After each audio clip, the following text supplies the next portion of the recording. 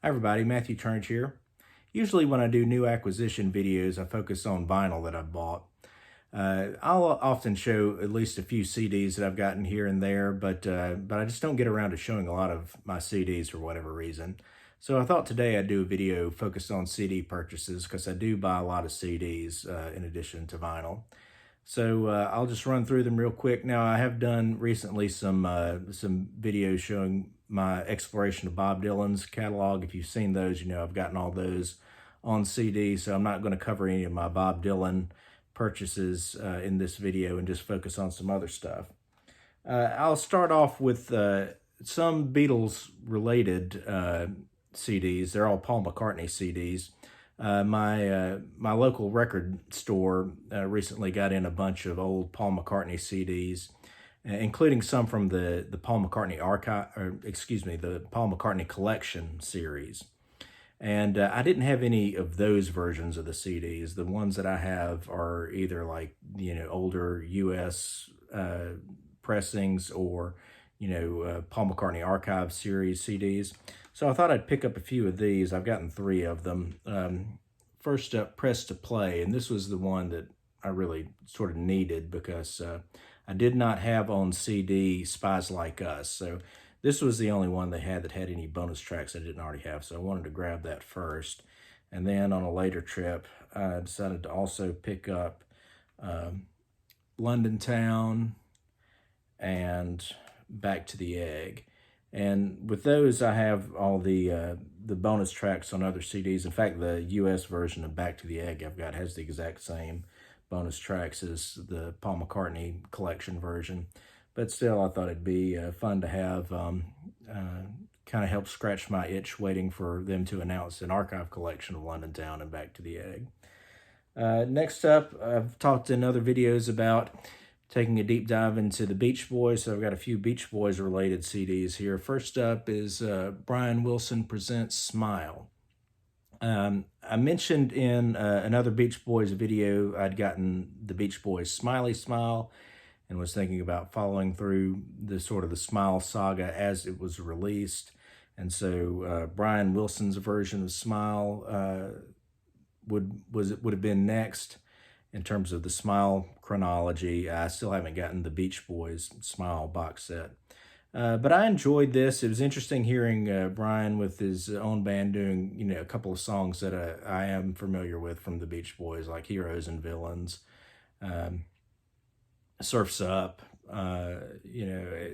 Vegetables, that sort of stuff, Good Vibrations. The album experience as a whole is really good. I really like what Brian put together. It sort of, again, makes you wish the Beach Boys had been able to finish the project in '67. But in every case, for the songs that I know the Beach Boys versions are better. Still, it's a good listen. I've enjoyed it. Then a couple of Beach Boys albums. Summer Days and Summer Nights. So this was the earliest album of theirs that I had not yet gotten.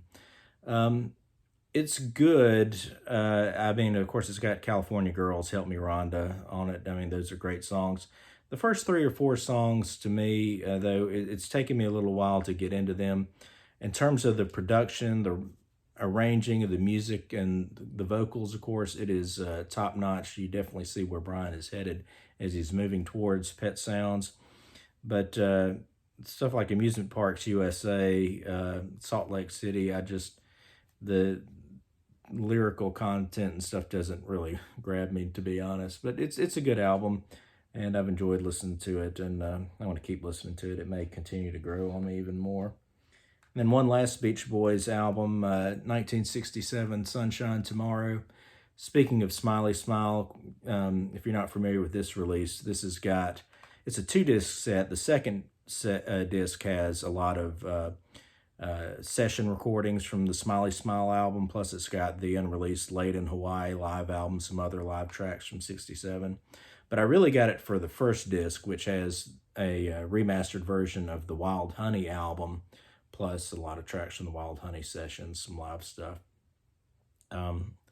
Wild Honey was an album I'd really been interested in hearing in full based on just what I'd read about it. and the songs I'd heard. I was familiar with songs like Wild Honey and Darlin'. Um, and yeah, I really like Wild Honey quite a lot, so I've really enjoyed this set a good bit too. All right, now some other bands. Picked up Chicago Transit Authority, the first Chicago album, or as Chicago Transit Authority as they were known at the time before they shortened their name. Um, Never been huge into Chicago. The only other Chicago album that I've gotten before this one was Chicago 9, which was the first greatest hits album, covering hits up through about 75. I like that early version of Chicago. I'm a former trombonist myself, so I enjoy music with horns, but usually I go more toward like R&B stuff like Sam and Dave and Wilson Pickett.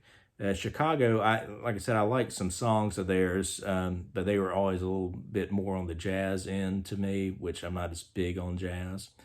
But I watched a documentary about Chicago on Amazon Prime a couple weeks ago.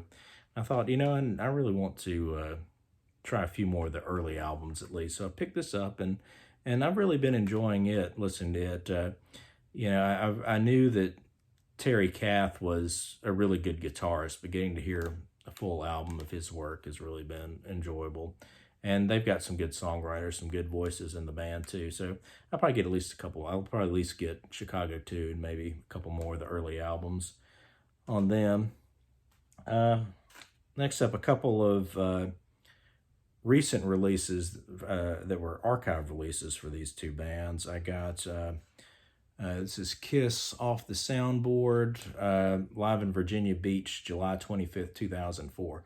So Kiss started this Off the Soundboard series last year. This is the second release.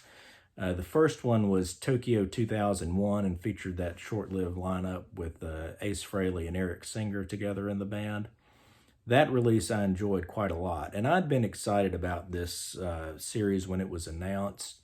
The possibilities for some older shows from tours that they hadn't released anything from, on CD. I guess some background of me with Kiss. I was a huge Kiss fan like through my college years, and then and followed them a little bit after that. But as I like to say, around 2001, 2002 or so, somewhere in there, I transferred out of the Kiss Army into the Kiss Army Reserves. I still like them, and I still get any new releases they put out, but I just, the current version of the band just doesn't get me very excited, to be honest. Musically, I mean, they're fine, but, there's just not a lot of fire in it to me. That's just how I feel. I don't mean to offend anybody if you really like this current version of the band, but I was looking forward to this one, thinking that, early on in this incarnation of the band's run with Tommy Thayer and Eric Singer would probably be a better listen. It's got an interesting set list, and, I thought they'd be playing well. Paul's voice would still be in good shape, but this was a really disappointing release. The band, I think at this point in the tour, was pretty tired. Some of the songs seemed kind of sluggish. Paul's voice is a bit worn on some of his songs. I don't hate it, but I'm not going to listen to it nearly as often as the Tokyo 2001 that came out before. Next up in the series, coming up in June, will be a release from the reunion tour, the Donington show. So I'm looking forward to that, but I'm really hoping that in the upcoming releases after that, they'll give us some stuff from the 70s and the 80s. I mean, I particularly would love anything from like 80 to 85, but we'll see. I'll probably keep buying the series no matter what they issue, unless they start giving us a lot of shows like 2004 and beyond. I'm kind of done with that era, to be honest. And then the last archive release I got is Aerosmith, The Road Starts Here. Now, this was originally released on vinyl and cassette for Record Store Day last fall. I passed it up. I kind of would have liked to have had the cassette, but I had some family stuff going on that day, and it was like, I'm not going to bother trying to get there early and worrying about it, because they had already announced that it would get a general release later on. So I got the CD when it came out a few weeks ago. Aerosmith was the first band that I really seriously got into when I was about 13 or so. I bought up all their albums and, loved them. And and really liked almost all their stuff up until you get about the turn of the century, and then it's a bit more hit and miss for me since then. Um, but the early stuff is great, and this is proof that this was a band who knew who they were pretty much from the start. Uh, this was recorded in 1971, and so the band hadn't been together but maybe a year or so at this point, just a few months with Brad Whitford in the band.